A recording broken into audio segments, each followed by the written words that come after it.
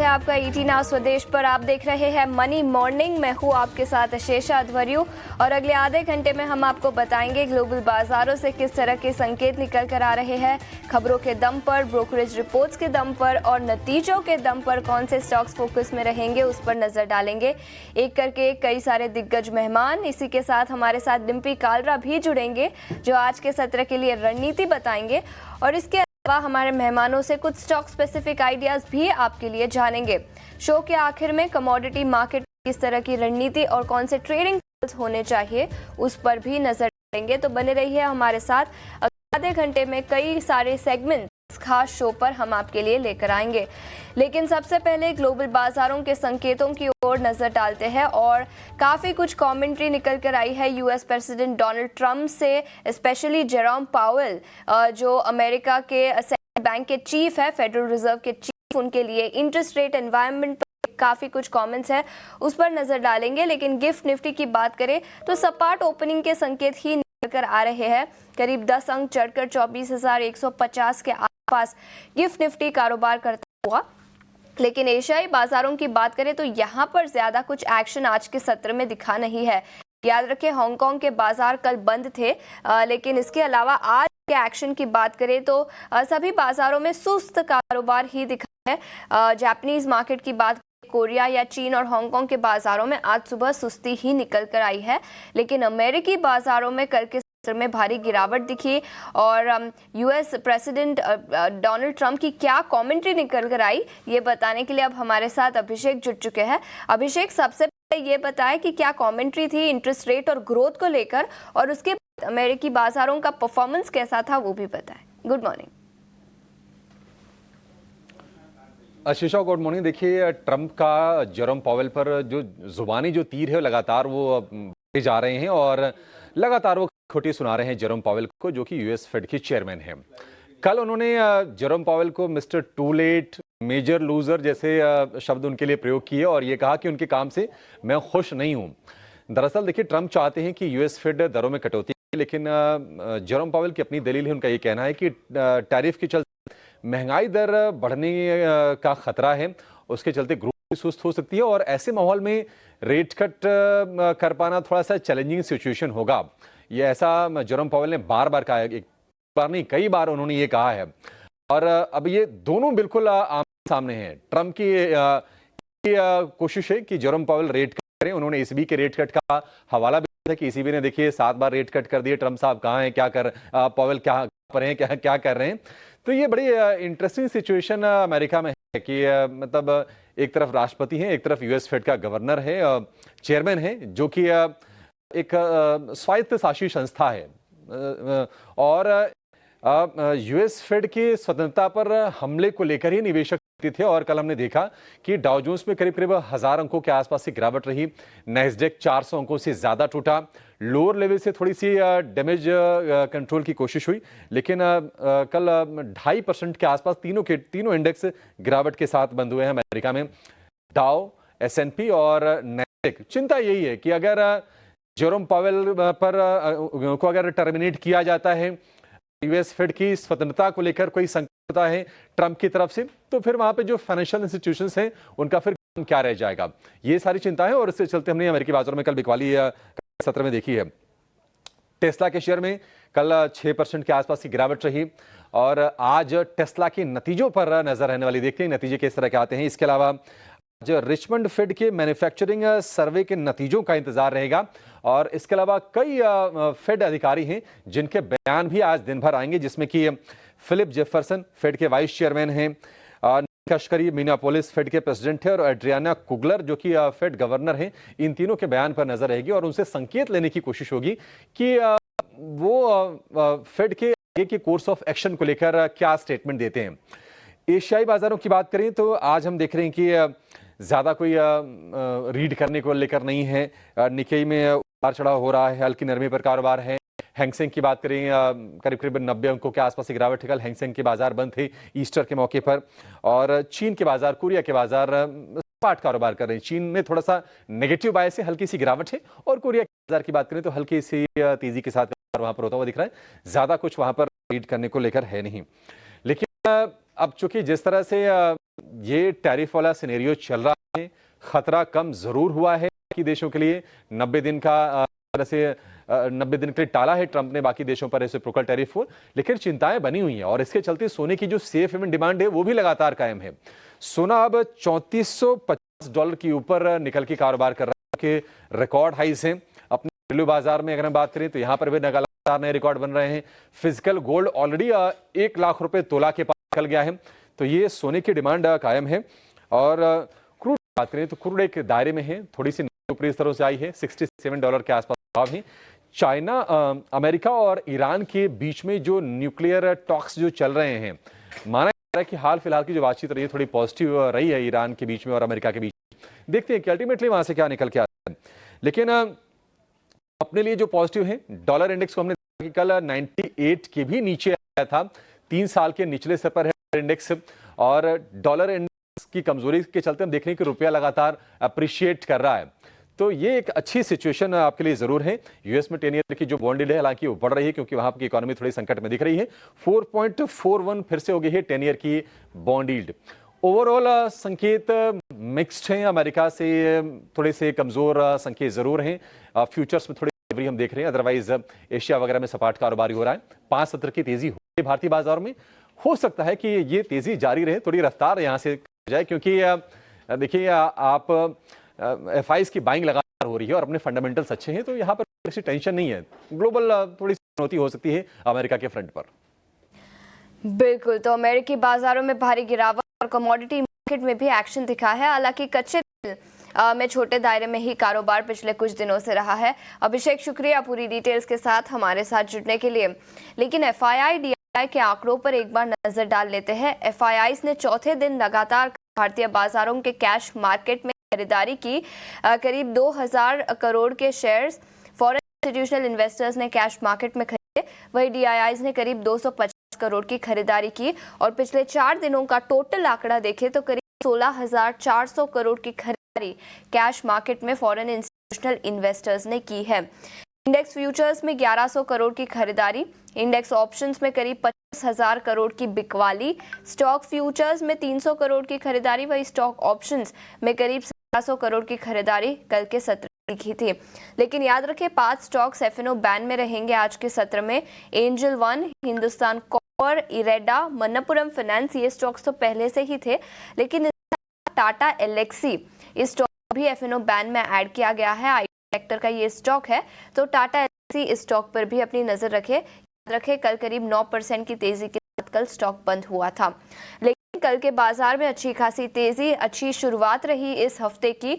उसके बाद आज सुस्त ऊपरी के संकेत निकल कर आ रहे हैं। 10% 5 पॉइंट की गिरावट के साथ 24,130 के आसपास गिफ्ट निफ्टी कारोबार करता हुआ। लेकिन ऐसे में इंडेक्स लेवल पर आपको क्या करना चाहिए, कौन से लेवल्स पर आपको नजर रखनी चाहिए, ये बताने के लिए डिम्पी हमारे साथ फोन लाइन पर जुड़ चुके हैं। Dimpy, good morning. सुस्त शुरुआत के संकेत, लेकिन ऐसे में आपकी रणनीति किस तरह की होगी? Good morning Ashisha. देखिए कल भी मार्केट ने नया हाई बैंक निफ्टी के अंदर लगा के मैसेज लाउड एंड क्लियर कर दिया कि मार्केट्स अपने डोमेस्टिक रीजंस को बहुत अच्छे से रिस्पेक्ट करेगा और चलेगा। आशीषा, आपको सारी बातें याद होंगी जब हमने कहा कि आप होली पे खरीदिए और दिवाली पे काटिएगा। अभी तो दिवाली आई नहीं, होली बीते हुए भी 1 महीना नहीं हुआ, हमने नया हाई बैंक निफ्टी पे लगा दिया। एक चीज और भी याद होगी जब हमने आपको कराया कि 50,800 पार हो जाए, ट्रस्ट में आप मेरा नाम बदल दीजिएगा अगर मार्केट नया हाई नहीं लगाए तो। कल बैंक निफ्टी नया हाई लगा के वो सारी भ्रांति भी दी है कि मार्केट का स्ट्रॉन्ग डाटा है। लेकिन फिर भी अगर आप निफ्टी और बैंक निफ्टी में देखेंगे तो डाइवर्जेंस ह्यूज है। उस दिन हमने भी आपको स्क्रीन के जरिए दिखाया था कि 9% के आसपास का डाइवर्जेंस चल रहा है। निफ्टी ने कल पहली बार, आई रिपीट, कल निफ्टी ने कल पहली बार 24,000 का लेवल दिखा के अपने 200 दिनों के एवरेज को टेस्ट किया है। इससे पहले तक जब बैंक निफ्टी ATH नहीं लगा था, ऑल टाइम हाई नहीं लगा था ना, उससे पहले तक निफ्टी के पास 200 दिनों का भी एवरेज नहीं था। तो ये डाइवर्जेंस है, ये डाइवर्जेंस आगे थोड़ा कम होगा, श्रिंक होगा, इसलिए अपॉर्चुनिटी फाइंड आउट आपको अब निफ्टी के अंदर करनी चाहिए as compare to bank Nifty. जब मैं 8 बजे कार्यक्रम में जुड़ूंगा तो मैं आपको आज नेस्डेक का और निफ्टी आई इंडेक्स का एक चार्ट दिखाऊंगा। अगर वहाँ पे थोड़ा सा कंसर्न्स है वो आगे चार्ट के जरिए आपको क्लियर भी हो जाएगा। अब क्या करना चाहिए आपका क्वेश्चन हो सकता है। देखिए मार्केट के अंदर एक्सपायरी है परसों, 24 तारीख की डायरेक्टली, उससे पहले एक्सपायरी का इम्पैक्ट मोटा मोटी आ चुका है। निफ्टी पे करीब 30% का रोल ओवर है, बैंक निफ्टी करीब 50% के रोल ओवर के साथ आगे बढ़ चुकी है। तो निफ्टी का थोड़ा बहुत और रोल ओवर होना है, इसलिए ऑटो और थोड़ा आईटी, थोड़ा मेटल वाली स्टॉक्स पे आप देखेंगे, यहाँ पे पोजीशंस आपकी स्ट्रांग बनेगी। ऑटो मेटल पे रोल ओवर्स के नंबर्स भी अच्छे आ रहे हैं, हाई रोल ओवर्स में इनके शेयर्स गिरे हुए हैं। दूसरा, इस सीरीज के अंदर जो कटान हो रही है वो शॉर्ट कवरिंग की हो रही है, दैट इज शॉर्ट कवरिंग, इस सीरीज को खत्म किया जा रहा है और अगली सीरीज में रोल ओवर जो हो रहा है वो थोड़ा पॉजिटिव साइड पे हो रहा है। मैं आपको एक छोटा सा एग्जांपल देता हूँ, 24,000 तक जितनी भी कॉल्स हैं उन सब में शॉर्ट कवरिंग हुई और 24,200 की कॉल में बकायदा बाइंग हुई है। इसलिए मार्केट अपने लेवल्स को तो मेंटेन रखेगा, इसको जल्दी जल्दी शेड नहीं करेगा, बट हाँ फोर्स बहुत ज्यादा आ जाएगी सीरीज के स्टार्टिंग में, इस पे मेरे को थोड़ा सा डाउट है। इसलिए मैं आपको 2 लेवल्स के साथ कंप्लीट कर देता हूँ। फर्स्ट 24,000 का मार्केट का एक अहम सपोर्ट है, 23,800 दूसरा सपोर्ट है, पुल बैक आएगा तो 24,500 24,800 तक आपके टारगेट बनेंगे, जिसकी प्रोबेबिलिटी अगले 5 दिन में चांसेस थोड़े कम लग रहे हैं, इसलिए हल्के हाथ से काम कीजिएगा। प्रॉफिट ले रखा है, ट्रेलिंग स्टॉप लॉस लगाइएगा, ध्यान रखिएगा। रोल ओवर की कॉस्ट भी है, अगर आपको ऐसा लग रहा है कि मेरे को रोल ओवर कॉस्ट नहीं पे करनी, सौदा यहीं काटना है, तो ये फैसला आप खुद भी ले सकते हैं अपने वित्तीय सलाहकार के हेल्प से। बैंक निफ्टी के लेवल जल्दी जल्दी बता देता हूँ। बैंक निफ्टी कल 55,000 के ऊपर क्लोज हुआ है और आप 54,800 और 55,000 का एक स्टॉप लॉस लगे अभी भी बने रह सकते हैं, बट मेरा मानना है कि बैंक निफ्टी ने अपना काम इस सीरीज के लिए पूरा कर दिया। अब अगले 4 से 5 दिन बैंक निफ्टी को थोड़ा भूलना पड़ेगा आपको, क्योंकि रिस्क रिवॉर्ड अच्छा नहीं है उसके अंदर टिके रहने का, इसलिए थोड़ा थोड़ा चाहे तो प्रॉफिट बुक भी कर सकते हैं, नहीं तो इसके ऊपर वेट कर लीजिएगा तब आपको पैसे बनेंगे। तो ये रफ लेवल है, 5-6 शेयर F&O बैन में है, TCR 1.18 है, FIs की होल्डिंग 31% है और TS की होल्डिंग में नो चेंजेस विद 70%। ठीक है, ये कुछ लेवल्स जहां पर आपको अपनी नजर रखनी चाहिए। विस्तार में 8 बजे के शो में एक बार चर्चा करेंगे। डिम्पी, शुक्रिया पूरी डिटेल्स के साथ हमारे साथ जुड़ने के लिए। लेकिन आगे बढ़ते हैं, हमारे मेहमान Angel One technical analyst Rajesh Bhosale हमारे साथ जुड़ नहीं पाए, लेकिन उन्होंने टेक्निकल कॉल्स हम तक जरूर भेजे। 2 कॉल्स है, दोनों कॉल्स पर नजर डाल लेते हैं। सबसे पहले NHPC, इस स्टॉक पर उन्होंने खरीदारी की राय दी है। 84.5 की स्टॉप लॉस के साथ 93 तक के लेवल्स नजर आ सकते हैं, ऐसा उनका मानना है। तो NHPC इस स्टॉक पर खरीदारी की राय। और NHPC के अलावा उनका दूसरा स्टॉक होगा CDSL, यहाँ पर 1246 का स्टॉप लॉस बनाने की सलाह और 1420 तक के लेवल नजर आ सकते हैं। 1420 का उनका लक्ष्य है। तो CDSL और इसके अलावा NHPC, इन दोनों ही स्टॉक्स पर उन्होंने खरीदारी की राय दी है। लेकिन से पहले एक बड़ा इंपॉर्टेंट अर्निंग आया था, उसके बारे में बताया, और उसके बाद कई सारे स्टॉक्स खबरों के दम पर भी फोकस में रहेंगे। जी, तो सबसे पहले हम शुरुआत Q4 अर्निंग वाले स्टॉक्स करेंगे, जहां पर महिंद्रा लॉजिस्टिक्स ने कल अपने Q4 के अर्निंग रिलीज किए थे। बिल्कुल। तो उसकी बात करते हैं, जहां पर कंपनी का जो रेवेन्यू उसमें 8.2% की जो है ग्रोथ देखने को मिली है ईयर ऑन ईयर बेसिस पर। वहीं और कंपनी का जो लॉस है उसमें भी कटौती देखने को मिली है। जो पिछले साल कंपनी का लॉस था 12.85 करोड़, वो घटकर जो है 6.75 करोड़ आ गया है। अगर बात करें एबिटा की, तो एबिटा में भी जो है 37% की ग्रोथ देखने को मिली है ईयर ऑन ईयर बेसिस पर। वहीं मार्जिन में भी जो है उसमें भी थोड़ी अच्छी खासी ग्रोथ देखने को मिली है, जो 3.9% से बढ़कर 5% पर देखने को मिली है। तो ओवरऑल एक गुड सेट ऑफ जो है महिंद्रा लॉजिस्टिक्स ने अनाउंस की है Q4 में। और कंपनी ने जो है हेमंत को एडिशनल डायरेक्टर और MD और CEO जो है अपॉइंट किया है विद इफेक्ट 5 मई 2025। अब बात करें खबरों वाले शेयर्स की, तो खबरों वाले शेयर्स में जो आज स्टॉक फोकस में रह सकते हैं, तो उसमें सबसे पहले बात करते हैं स्टील कंपनीज की, जैसे कि टाटा स्टील, JSW स्टील। ये जो स्टॉक है आज फोकस में रह सकते हैं, जहां पर एक खबर निकल कर आ रही है कि इंडिया ने जो है 12% का टेम्पररी टैरिफ या सेफगार्ड ड्यूटी इम्पोज किया है कुछ स्टील प्रोडक्ट पर, और ये जो है 200 डेज के लिए होगा और अप्रैल 21 से ये जो है ये लागू होगा। अगला स्टॉक आज फोकस में रह सकता है हिंदुस्तान यूनिलीवर, जहां पर कंपनी ने जो है 90.5% का स्टेक का जो है अपस्ट्रीम साइंस में वो कंप्लीट कर लिया एक्विजिशन, और जो कॉस्ट है एक्विजिशन का 2,706 करोड़ का है। तीसरा जो खबरों वाला शेयर है आज टाटा पावर, जहां पर Tata power renewable energy limited ने जो है किया है टाटा मोटर्स के साथ, जिससे कंपनी जो है 131 mega wind solar hybrid project जो है सेटअप करने वाली है, जिसके चलते टाटा पावर भी जो है आज फोकस कर सकता है। अगला जो स्टॉक आज फोकस कर सकता है रियल्टी स्टॉक, जहां पर ब्रिगेड इंटरप्राइज में ये खबर आ रही है कि ब्रिगेड ग्रुप ने जो है एक जॉइंट डेवलपमेंट एग्रीमेंट साइन किया है ईस्ट मंगलुरु में अप्रॉक्स 2 एकड़ लैंड के लिए, और जो प्रोजेक्ट का ग्रॉस डेवलपमेंट वैल्यू है वो अप्रॉक्स 175 करोड़ का है, जिसके चलते ब्रिगेड एंटरप्राइज में जो है आज एक्शन देखने को मिल सकता है। अगला जो स्टॉक आज फोकस में रह सकता है पेटीएम, जहां पर पेटीएम ने इंटरेस्ट रेट में कटौती की है और ब्रोकरेज में भी, ब्रोकरेज स्ट्रक्चर में जो है उन्होंने रिवाइज किया है, और जो नया इंटरेस्ट रेट है वो 9.75% पर ईयर है, जो पहले 14.99% पर था। वहीं कंपनी ने जो है ब्रोकरेज रेट रिवाइज किया है 0.1% पर ट्रेडर, जिसके चलते पेटीएम में भी जो है आज एक्शन देखने को मिल सकता है। अगला जो स्टॉक फोकस में रह सकता है कोल इंडिया, जहां पर कोल इंडिया ने जो है एक MOU साइन किया है दामोदर कॉर्पोरेशन के साथ, जिससे कि कंपनी जो है 2x 800 megawatt ultra super critical power plant जो है सेटअप करने वाली झारखंड में। आखिर बात करेंगे मैसगांव डॉक शिप बिल्डिंग की, जहां पर कंपनी ने बताया है कि जगन मोहन ने जो है कंपनी के चेयरमैन और MD का जो है पदभार संभाला है। ठीक है, तो कई सारे स्टॉक्स जो खबरों के दम पर आज के सत्र में फोकस में रहेंगे। रविंदर शुक्रिया पूरी डिटेल्स के साथ हमारे साथ जुड़ने के लिए। लेकिन कमोडिटी मार्केट रणनीति बताने के लिए आज हमारे साथ टेक्निकल IQ के अखिलेश जैन जुड़ चुके हैं। Akhilesh sir, good morning. और सबसे पहले सोने पर ही बात करेंगे। फिर एक बार रिकॉर्ड ऊंचाई पर कारोबार करता हुआ सोना, ट्रेड के लिहाज से क्या आपको लगता है कि ये मोमेंटम अगले कुछ दिनों तक कंटिन्यू होता हुआ नजर आएगा, और कौन से वो लेवल्स होंगे सोने और चांदी पर जहां पर अब हमें नजर रखनी चाहिए? Very good morning. देखिए, ड्यू टू टैरिफ जो अनसर्टेनिटी चल रही है, नो डाउट काफी ज्यादा मिक्स सेंटिमेंट्स हैं, और यहाँ पर अनसर्टेनिटी, यहाँ पर हम स्पेशली गोल्ड को एक आउट परफॉर्म किए रहे हैं। मुझे लगता है कि ये कंटिन्यू रहेगी जब तक यहाँ पे सर्टेनिटीज नहीं आता, क्लियर स्टेटमेंट नहीं आता टैरिफ के रिगार्डिंग में, और तो यहाँ पे जारी रह रही है। लेवल स्पेसिफिक बात करें, जैसे मैंने अपने शोज में भी कहा था कि 3333 एक क्रूशियल लेवल रहेगा टेक्निकल्स पे। प्राइजेस इनके ऊपर निकलते हैं तो एक अनस्टॉपेबल रैलीज यहाँ पे देखने को मिल सकती है, जैसा हमने देखा भी। तो मुझे लग रहा है कि प्राइजेस जब तक इन लेवल्स के ऊपर बने हैं, यहाँ पे तेजी ही करके काम करना चाहिए। कॉमेक्स लेवल पे हम जल्दी 3650 इवन 4000 तक भाव देखने को यहाँ पे मिल सकते हैं। वहीं गोल्ड MCX की बात करें तो आप ओपनिंग प्राइस मार्केट भाव पर और अप टू 97,100 तक बाई की रणनीति रखें। इसमें स्टॉप लॉस आप 96,850 कर सकते हैं। इंडिया के लिए मुझे लगता है कि 98,175 फर्दर हम अपसाइड यहाँ पर देख सकते हैं।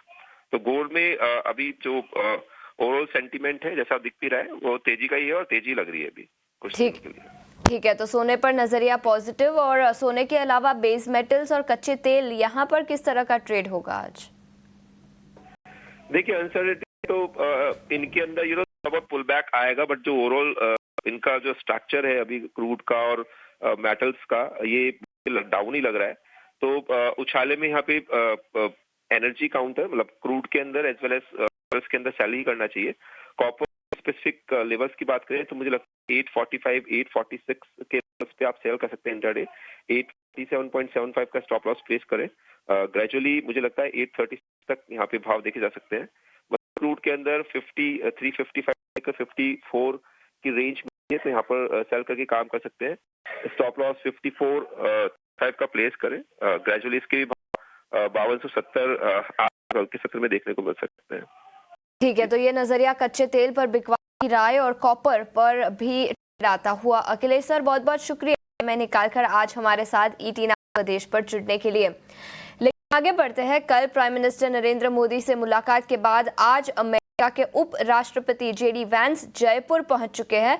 जयपुर में आज उनका क्या कार्यक्रम होगा, ये बताने के लिए हमारी सहयोगी सुमिता करीम हमारे साथ जुड़ चुकी है। Sumita, good morning. बताएं क्या कुछ है आज के एजेंडा पर उनके? जी, हम इस समय आपके पास जयपुर से आ रहे हैं, जहां पे अगर आप आसपास देखेंगे तो वाइस प्रेसिडेंट JD वैंस को वेलकम करने के लिए काफ़ी होर्डिंग्स लगाई गई हैं। और हम अभी जो है रामबाग पैलेस के सामने हैं, जहां पे JD वैंस जो है वो रुके हुए हैं अपनी फैमिली के साथ। वो लेट लास्ट नाइट यहाँ पे जयपुर में आए after having a meeting with the prime minister.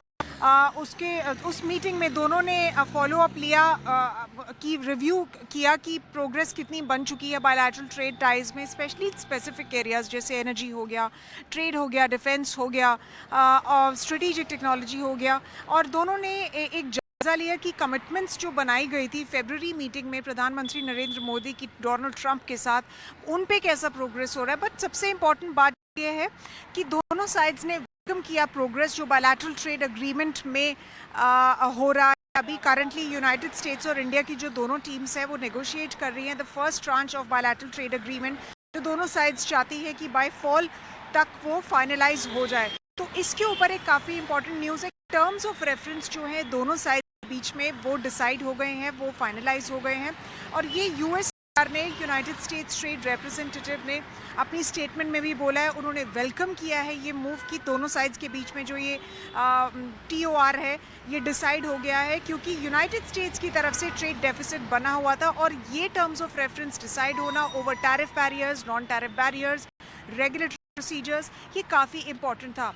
और आज की अगर बात करें तो JD वांस जो है अभी वो एक साइट सीइंग टूर पे जाएंगे आमेर फोर्ट और उसके बाद वो एक एड्रेस देंगे, क्लोज डोर एड्रेस होगा जहाँ पे एकेडमिशियंस आएंगे, पॉलिटिशियंस आएंगे, थिंक टैंक भी आएंगे और बाकी रिसर्च एसोसिएट्स भी आएंगे उनका स्पीच सुनने। तो वो वाला जो स्पीच सुनना होगा that will be quite important to note out in terms of कि वो क्या बोलते हैं यूनाइटेड स्टेट्स और इंडिया टाइज के बीच में, टैरिफ पे क्या वो चर्चा करेंगे, क्या कुछ ऐसा स्टेटमेंट देंगे, that will be important to note.